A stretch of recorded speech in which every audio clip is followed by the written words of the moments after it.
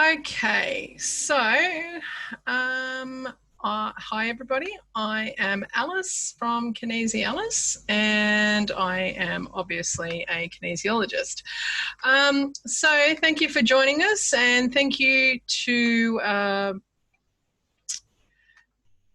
the Australian Traditional Medicine Society for putting on Natural Medicine Week. So today I'm going to talk about the benefits of kinesiology, and I've also got a few more talks coming up during the week as well if anyone is interested in learning a little bit more about kinesiology. So this person looks like they are having terrible trouble. Okay. All right. Glad I'm recording.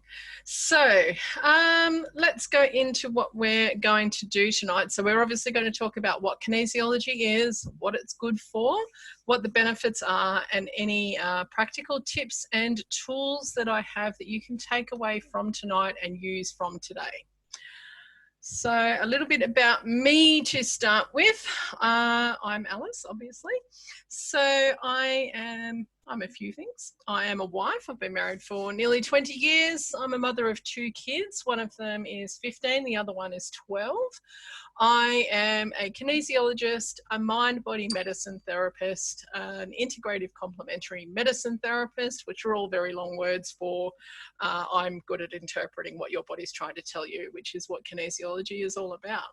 I'm also a mentor and coach for newer kinesiologists. I am a speaker at several events. I'm an author, workshop facilitator, and also a corporate wellness provider. So I've actually worked with a very large pharmaceutical company last year providing wellness, corporate wellness and stress management basically for their staff. Okay, so what is kinesiology? Kinesiology, when you look up the written words for it, is basically the science of muscle monitoring.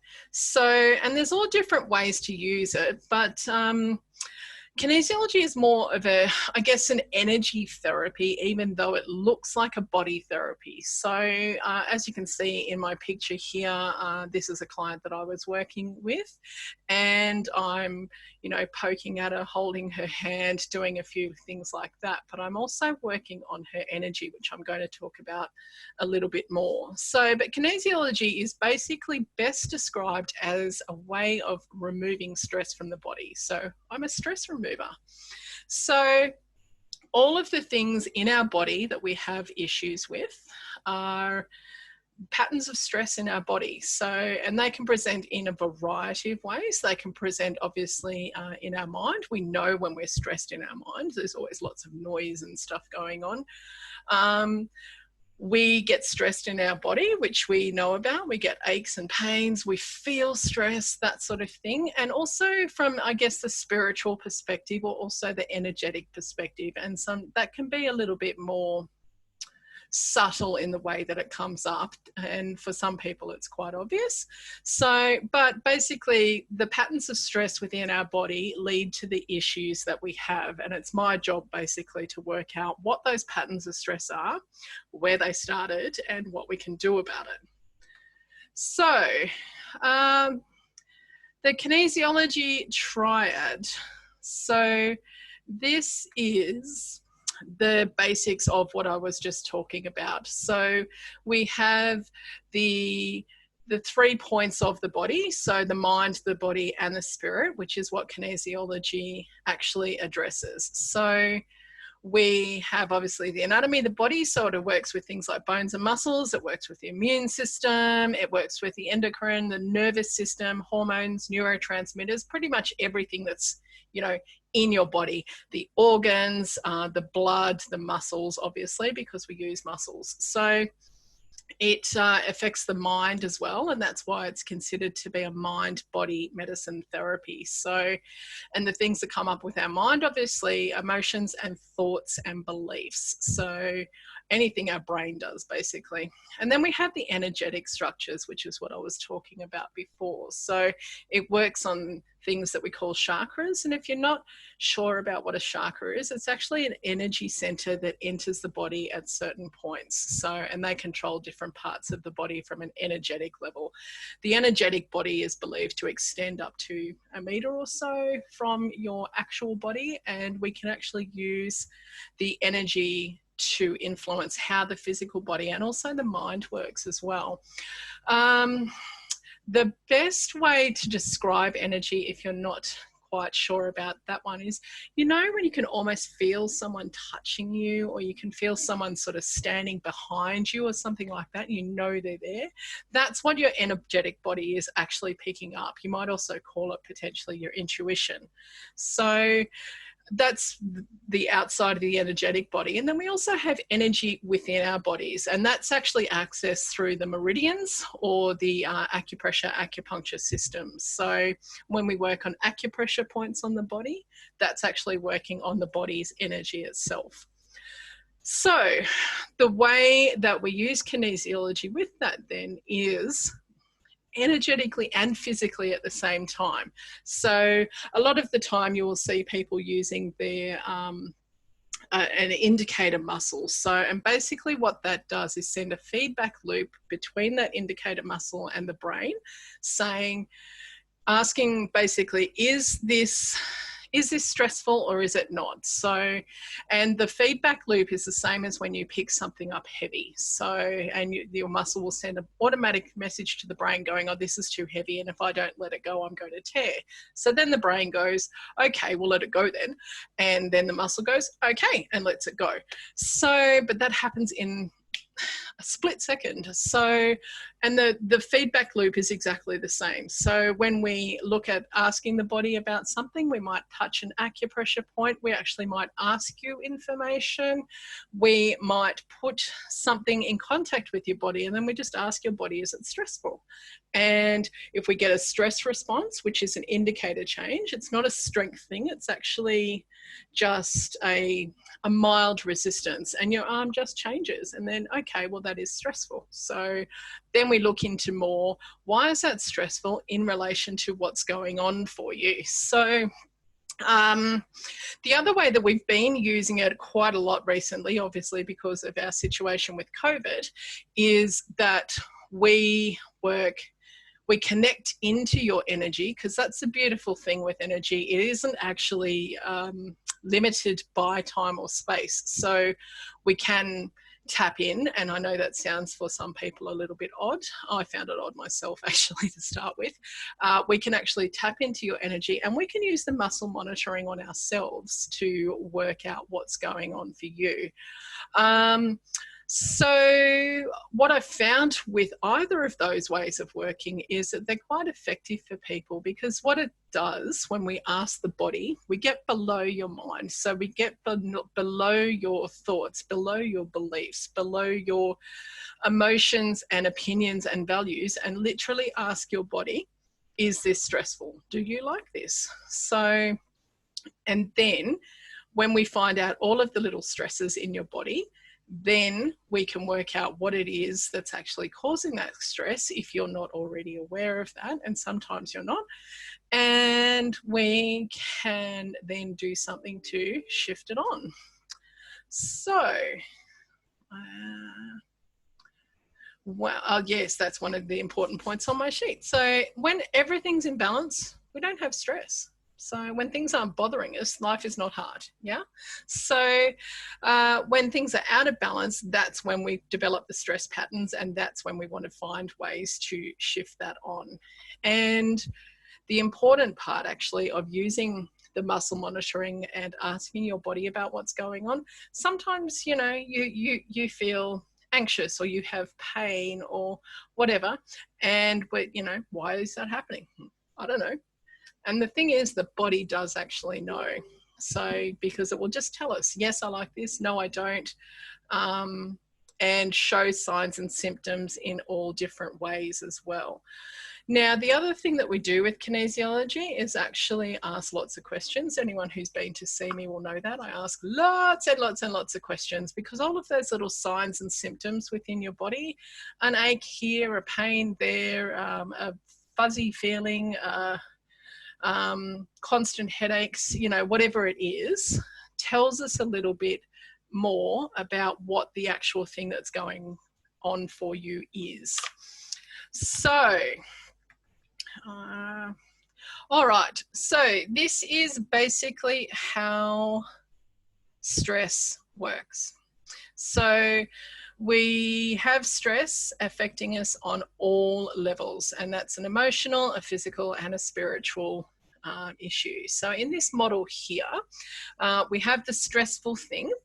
And what that does is actually affect our nervous system. So, and our nervous system, as we may or may not know, controls everything. So it runs basically from our brain down our spinal column, and everything that happens in our body comes from there somewhere. So when we get the stress coming to affect our nervous system, it usually comes through one of these things. So it comes through your emotions, it comes through your thoughts or your beliefs, or it can actually come through, you know, physical stuff like your muscles, your endocrine system, your immune system, digestive, or it can come through energetic ways as well. But the thing is, once the stress enters your body, and if it isn't resolved, then it starts to affect everything. So, and obviously depending on how long the stressful thing goes on for, that depends on, you know, how much it affects everything else. Now, our bodies are actually designed to adapt to stress. So if we think back to caveman days, when we were being chased by, say, the saber-toothed tiger, you know, life's under threat. What are we going to do? Everything starts happening, the heart starts pumping, the blood starts rushing to the muscles, and we run, hopefully. So now what's supposed to happen from then is that once the stressor, being the saber-toothed tiger, is gone, then your body is supposed to be able to adapt and return to normal.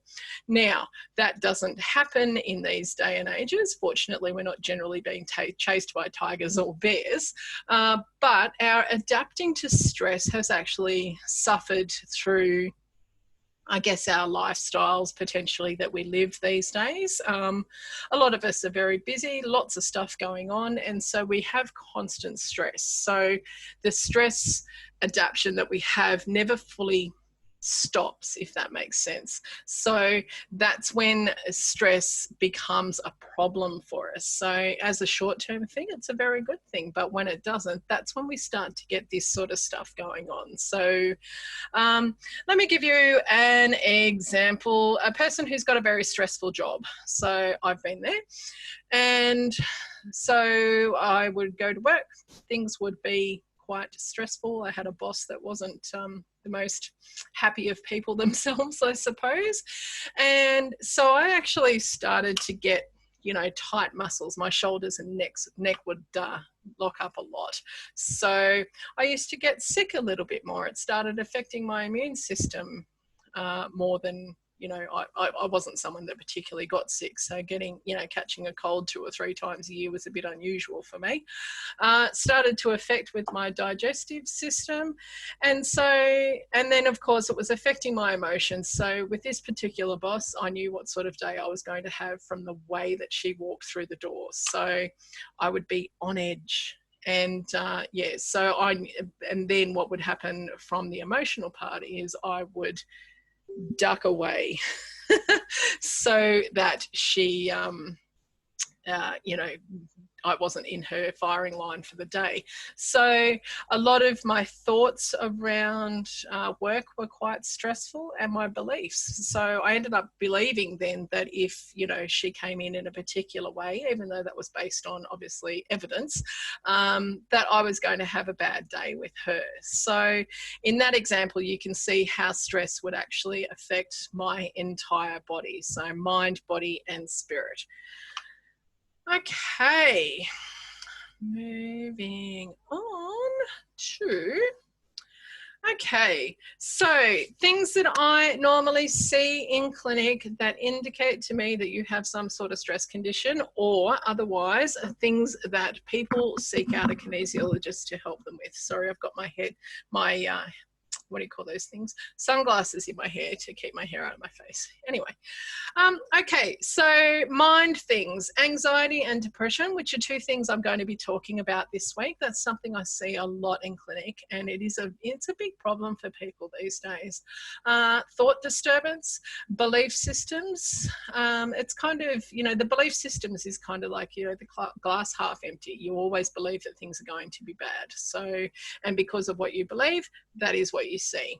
And also some emotional disturbance as well. So, and those things usually feed into things that are going on in the body. So people will come to me because they have tight muscles, they've got pulled muscles, they've got muscles that aren't working properly, issues with their skeletons. So as I said, the nervous system runs down the spine. So and that controls everything to do with the skeleton. So we definitely see stuff there.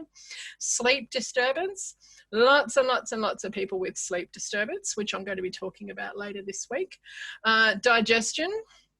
One of the key hallmarks of a stress response is it actually shuts down your thought and reasoning and your digestion, because they are two things that you do not need to survive the running away from the saber-toothed tiger.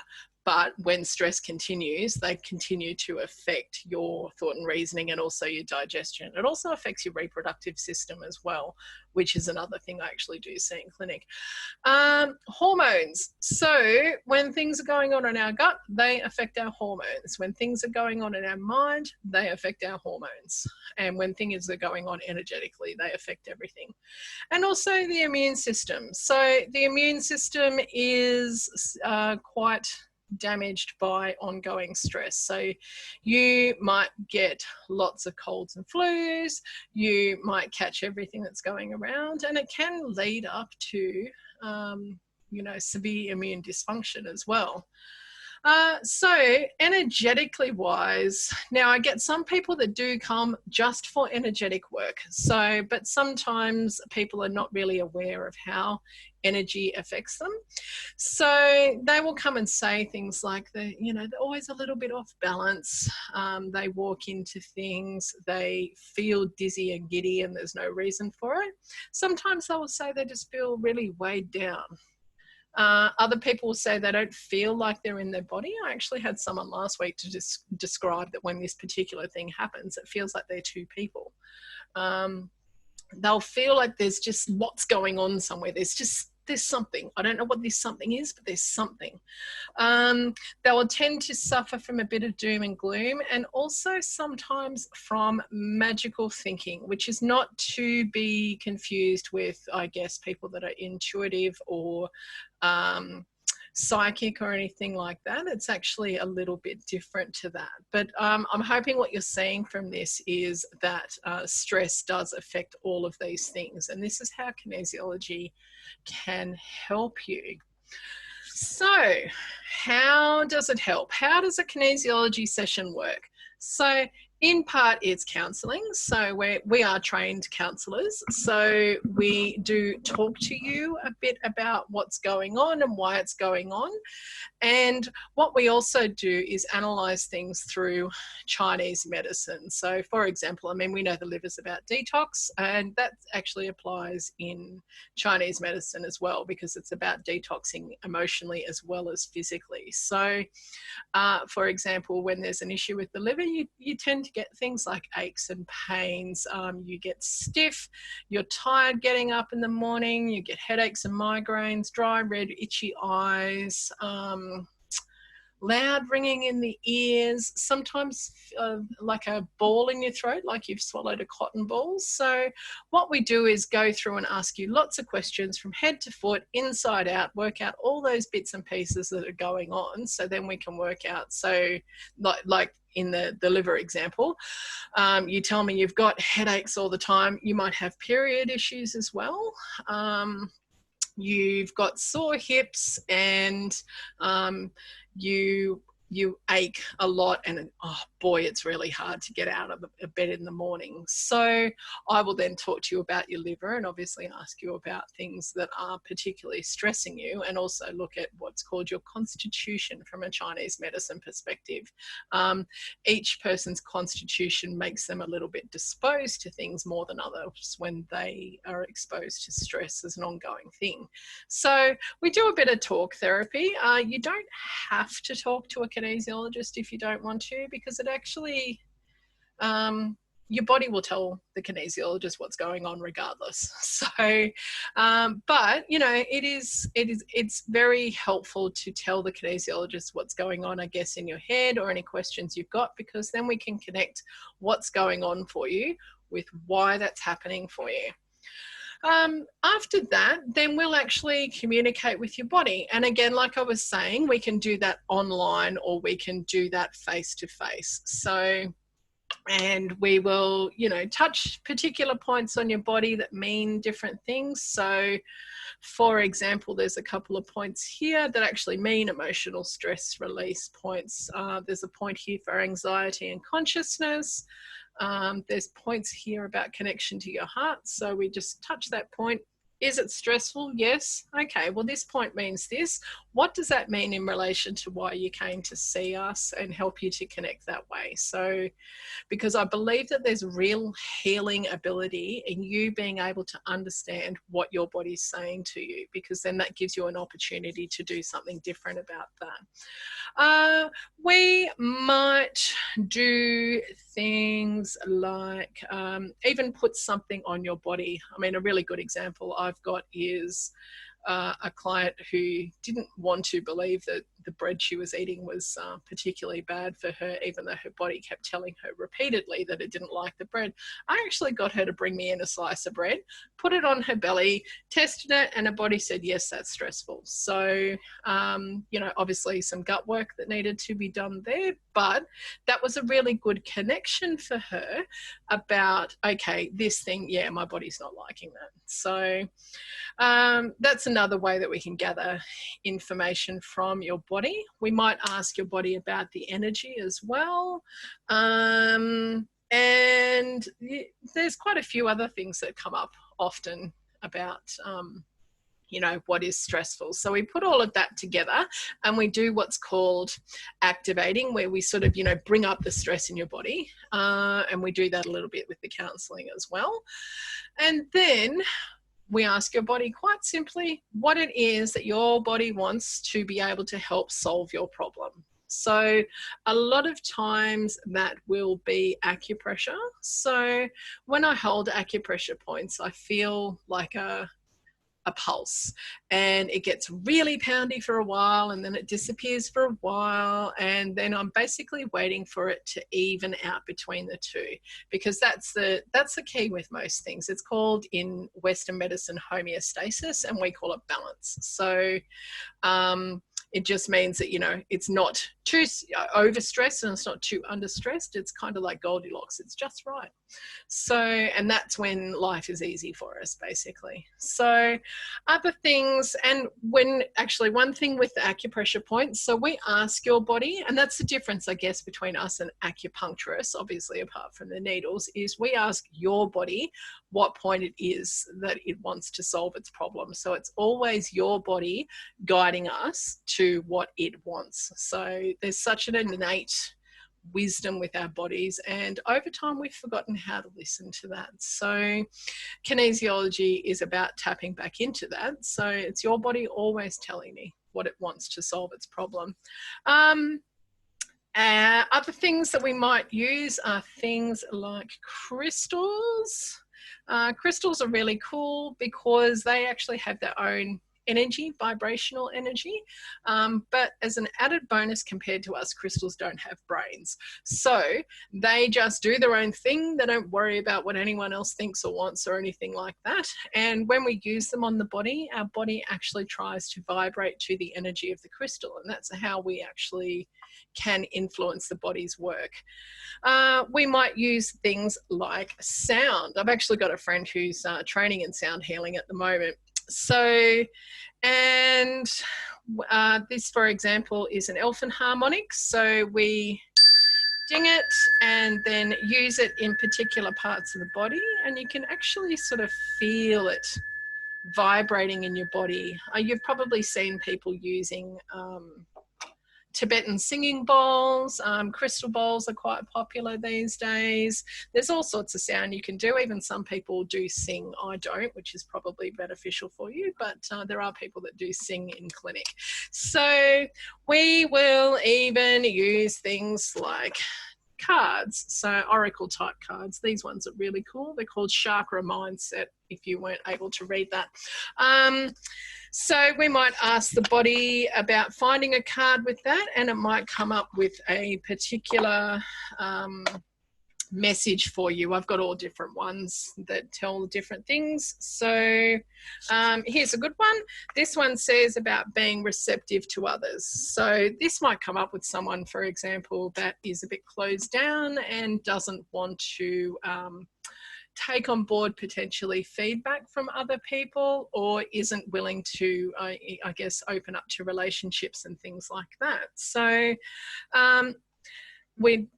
so what I will do is potentially put the card on your body, discuss what's come up about it, maybe look up, if I've got a little book that goes with the cards, some more information that happens about it, or even look at pictures and things like that. So kinesiology is such a versatile set therapy, because it's just, a lot of it is go with the flow. It's about, the body showing me, and a bit of intuition, which I've learnt over time, about whatever it is that's going on for you. We always look at nutrition. So basically what you're putting in your body. We know that good food is good for us. We know that food that is not so good for us is not so good for us. So sometimes we need to tweak that a little bit. Sometimes we need to get you to eat particular things. But it's not just, come in and I'm going to tell you to leave and eat, lettuce and carrots and tomatoes and nothing else. So it doesn't work like that at all. Now, some of us are trained in being able to prescribe supplements. Most kinesiologists without a specific nutrition module are not allowed to do that. The supplement companies like, I guess, Biomedica, Biopractica, Bioceuticals, Orthoplex, they've got very strict criteria about being able to prescribe supplements. And one of my qualifications allows me to do that. But they are qualified in any case to suggest that maybe you need to talk to someone about supplements in that regard. A couple of other things we might use are things like essences and tissue salts. So bark flower essences are quite well known. Rescue Remedy is probably the most well known of that. There's also bush flower essences, desert essences, there's crystal and gem and all sorts of essences. It depends on what your practitioner works with.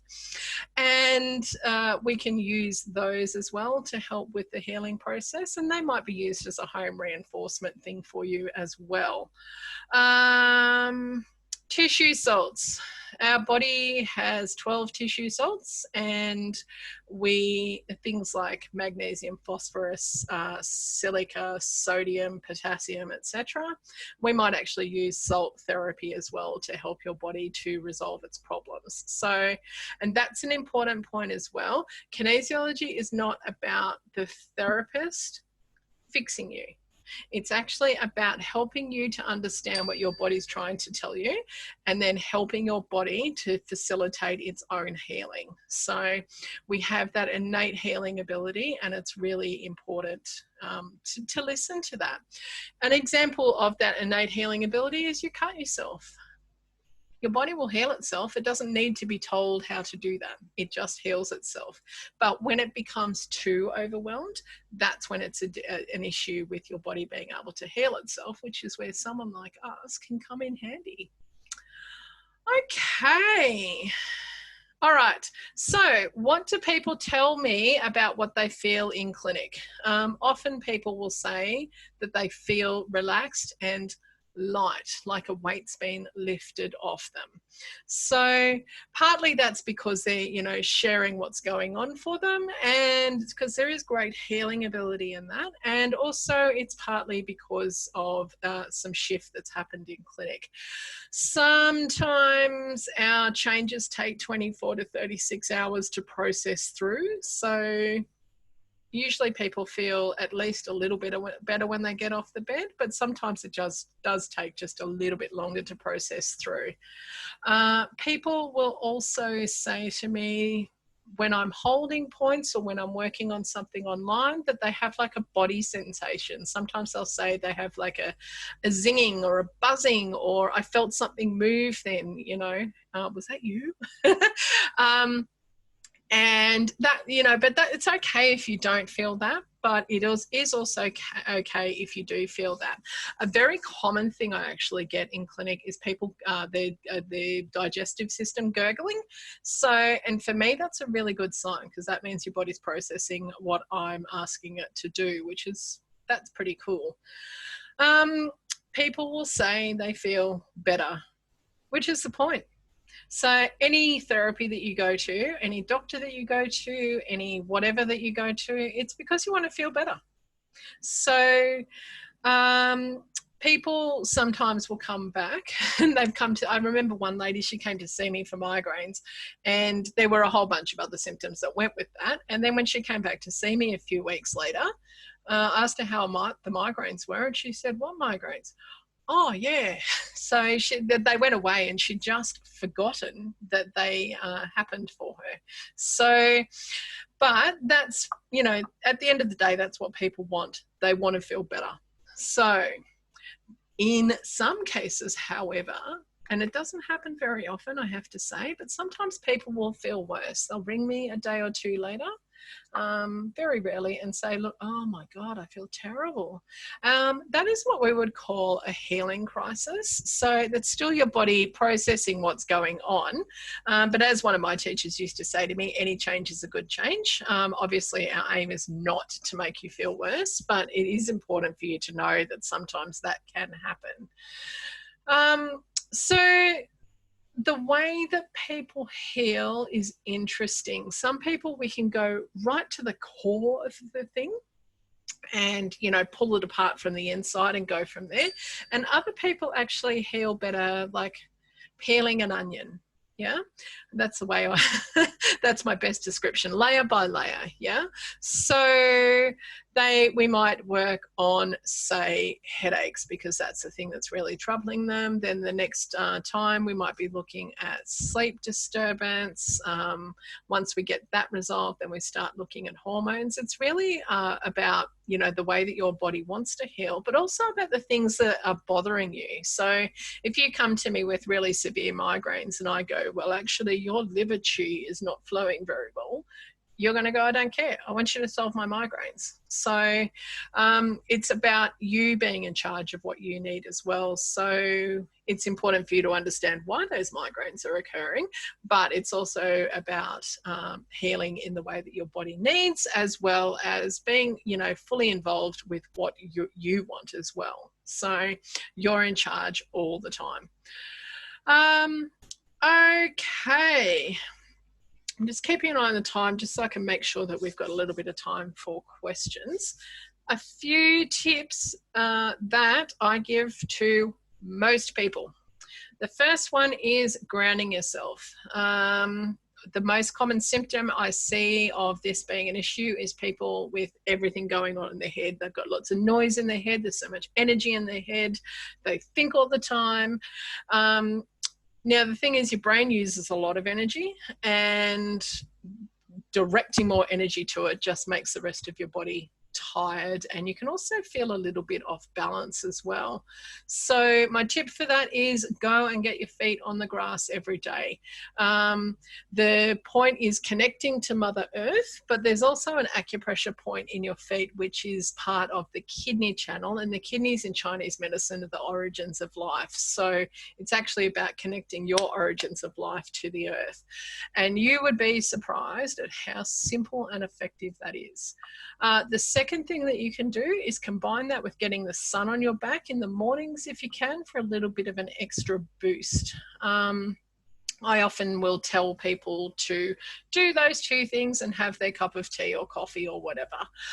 If you don't have grass, that's okay. Dirt will do.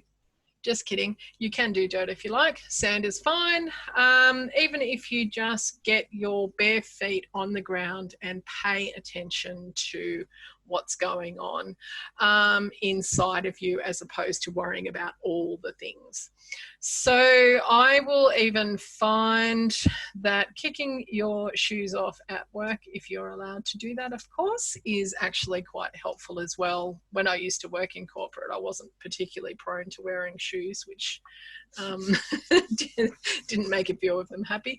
So, okay, now moving. Now, I don't necessarily mean boot camp, CrossFit, or some other type of flogging yourself if that doesn't appeal to you. Just going for a walk. Now, movement is important for us.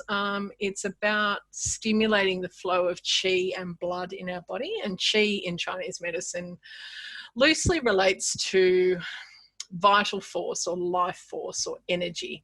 So movement is important for that. So just go for a walk.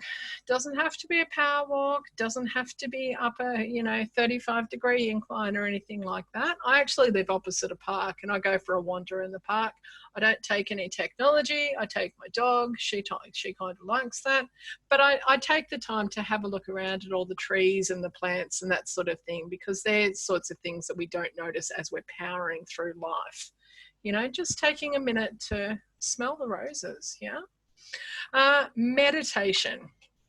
Now, I myself didn't understand what meditation was until I finally found a meditation that worked for me, and that's the important thing. So meditation isn't about sitting in the lotus position on a cliff in orange robes in the morning sun. It's actually about finding the space between your thoughts, and how you do that is fine. Yeah.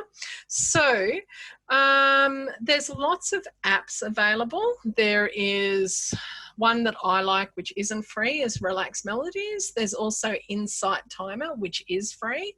Headspace and Calm and Breathe are also a few options. There's lots and lots of options on YouTube. And there is one in particular, which was the first one that worked for me. And when I worked out that it was about this, space between my thoughts, I went, oh, is that what it's about? Now, this particular meditation is on a website called Beyond the Mind. And if you go to that website, go to the videos and go to the second video, that's the one. I'm actually planning on recording it myself to share on my YouTube channel. I just haven't got to that yet. Now, you only need to do 10 minutes a day. That's it. That will give you really great healing benefits, and meditation is scientifically proven to undo most Western medicine issues that we have. It's normal to get distracted. It's normal for your brain to download your shopping list while you're trying to do that, and it's normal for all sorts of thoughts to come in. So instead of trying to push them away or, oh, that's not working, I've ruined it now, you just go, okay, acknowledged, you can wait a minute, and just come back to your breathing, come back to the voice of the guided meditation if that's what you're doing, or come back to the music. So if it's not working for you, find another one. So there's lots and lots of them. I think on that Insight Timer, there's something like 40,000 different meditations. So it's well worth persevering and trying to find one. And if it doesn't work that day, that's okay. Have another go tomorrow.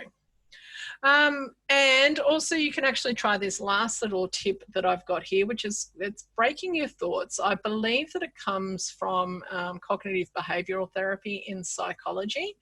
I don't have a really good name for it. I'm sure that there is a good one, but and it's called the 5 Things I See exercise. So this is a really good one to get you out of your head and into out, just out.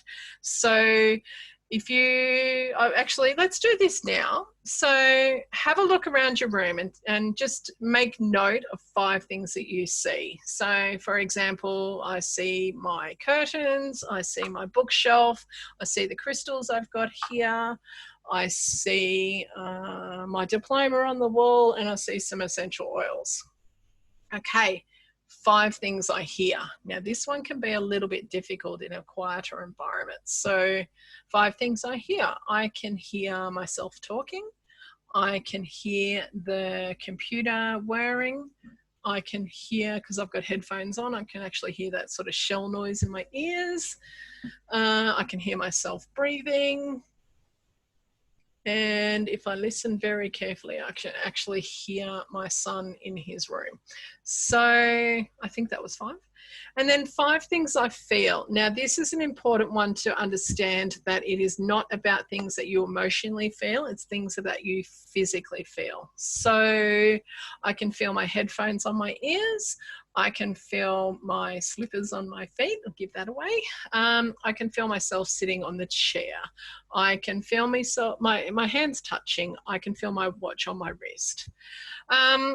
Do that. There's no way you can focus on how bad you feel if you do that, because your brain can't do that many things at once. So, but it's also about breaking the cycle of the thoughts. And it's a good one to practice if you're finding that thought cycle difficult to do with, to slow down with meditation. Okay, so there are 4 tips that you can take away today and give those a go. Well, today if you want to. I'm assuming for most of us it's dark now, so you might not want to go outside and put your feet on the cold grass, but you can try that tomorrow. You can also try it today if you want to. Walking, same thing. But meditation, go and find an app to download today. And the ones I mentioned, Insight Timer, Relax Melodies, Headspace, Breathe and Calm, have a look at all of those. And there's more, there's lots and lots more. So, and then practice that 5 things I see exercise as well. So all of those things you can do without it costing you a cent, and all of those things you can do for yourself within the next 24 hours. But they're things that I give to clients all the time in my clinic. Okay, so so that is the end of the official presentation. So here you've obviously got all my details here. You can look up my website. You can email me at hello@kinesialis.com.au.